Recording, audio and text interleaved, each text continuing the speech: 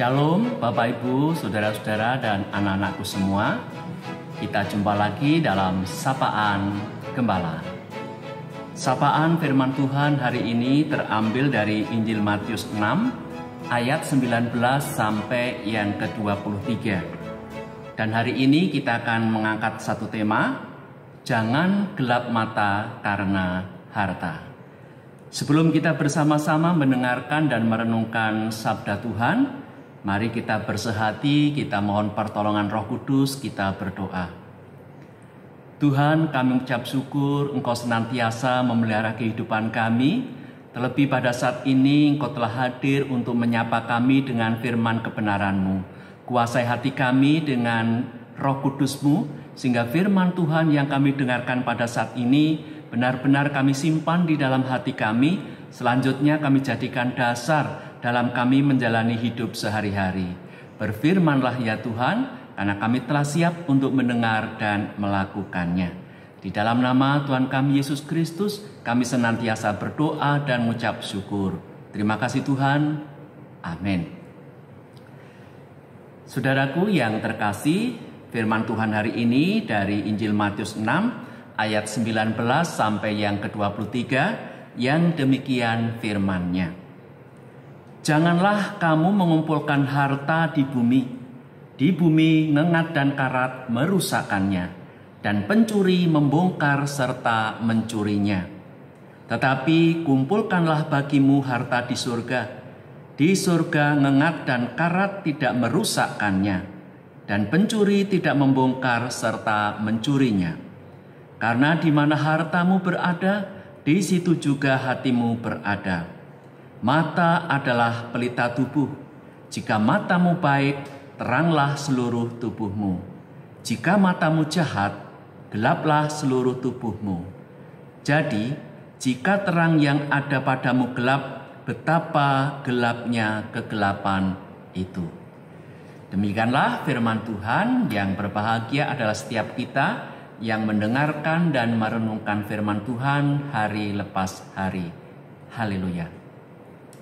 Bapak Ibu, saudara-saudara yang terkasih, bicara soal harta, siapa sih orangnya yang tidak senang jika memiliki harta yang banyak?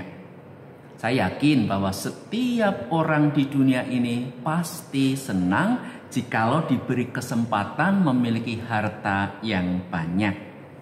Sebab dengan harta yang banyak, apalagi melimpah, orang bisa membeli apa saja. Bahkan bisa menaikkan status sosial bagi pemilik itu. Sebagai contoh, di kalangan masyarakat Jawa, seorang pria hanya bisa dikatakan sebagai seorang satria atau seorang pria sejati kalau dia sudah memiliki 5 syarat ini yang berkaitan dengan harta kekayaan. Nah, 5 syarat ini yaitu wesmo atau rumah, kemudian wanita atau perempuan, turonggo atau kendaraan, kukilo atau burung, yang dalam hal ini adalah kelangenan atau hobi, dan yang ketiga curigo atau pusaka.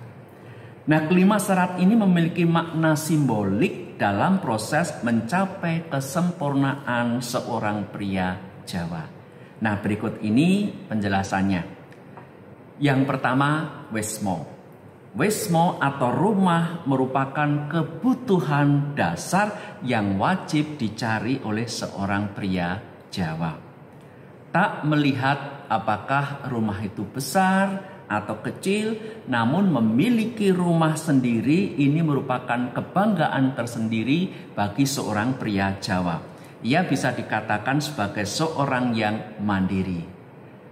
Kalau dia hanya masih ikut orang tuanya, apalagi mertuanya, walaupun dia di rumah yang mewah sekalipun, maka dia tidak dianggap sebagai seorang pria yang mandiri.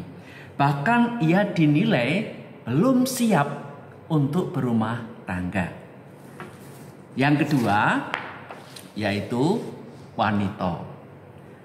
Unsur yang kedua ini lebih diartikan kepada perempuan sebagai pasangan hidup. Dalam budaya Jawa, perempuan tak sekedar istri, namun juga perlambang kehidupan dan bisa pula menimbulkan rasa bangga bagi seorang pria. Seorang istri bisa menjadi motivasi bagi seorang pria untuk terus menuju kesuksesannya. Yang ketiga, turonggo atau kuda. Kuda zaman dahulu dianggap sebagai bagian dari status sosial dalam masyarakat Jawa. Dahulu hanya golongan tertentu saja yang memiliki kuda sebagai tunggangan. Kuda sebagai perlambang seorang pria akan bisa menjangkau banyak tempat dan mengetahui dunia secara luas. Dalam kekinian, turonggo diartikan sebagai sarana transportasi, utamanya mobil. Yang keempat adalah kukilo atau burung.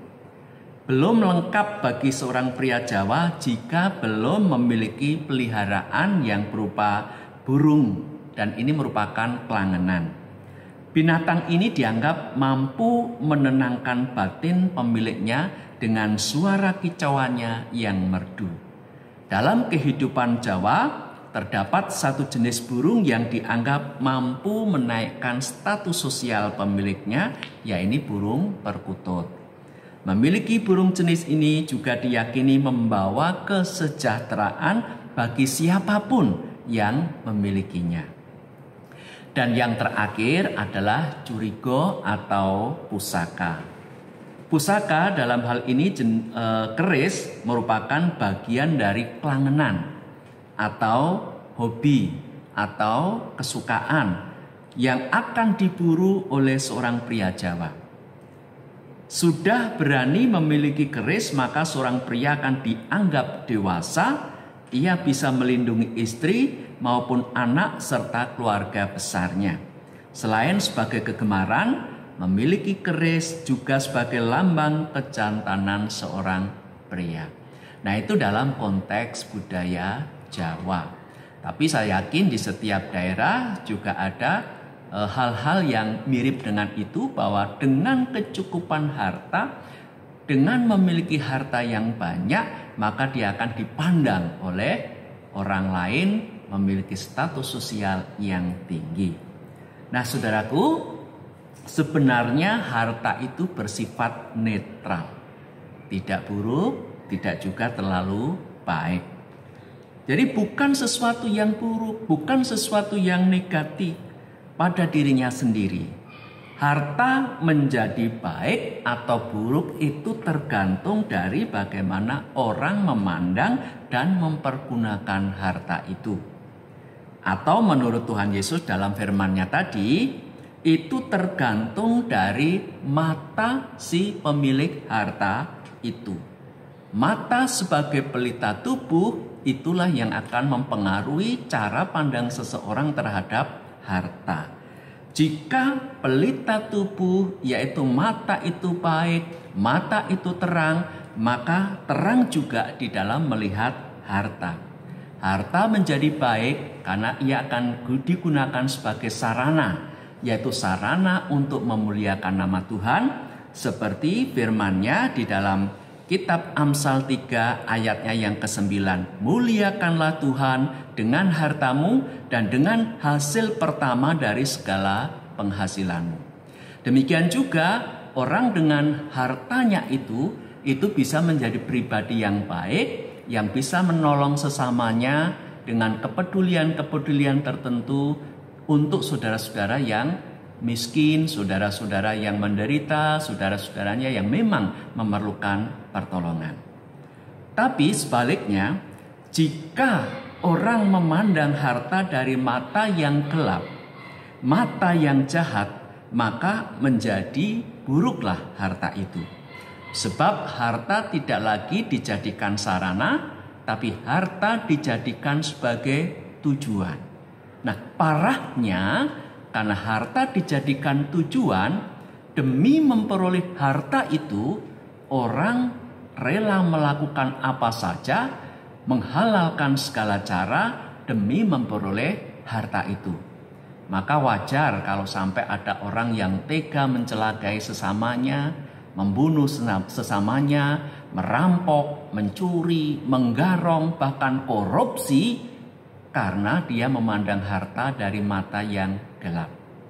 Jadi saudara-saudaraku yang terkasih, hari ini kita diingatkan oleh Tuhan Yesus. Dan Tuhan Yesus mengajak kita semua untuk berlaku bijak dalam hal mengumpulkan dan mempergunakan harta yang kita miliki. Dengan berlaku bijak, dengan mata yang terang, maka harta yang kita miliki, yang kita peroleh, bisa kita pergunakan sebagai sarana untuk memuliakan nama Tuhan, sebagai sarana penyelamatan baik untuk diri sendiri maupun untuk orang lain. Terlebih untuk kemuliaan nama Tuhan itu memang sangat dianjurkan di sini, karena di mana hartamu, di situ juga hati kita berada.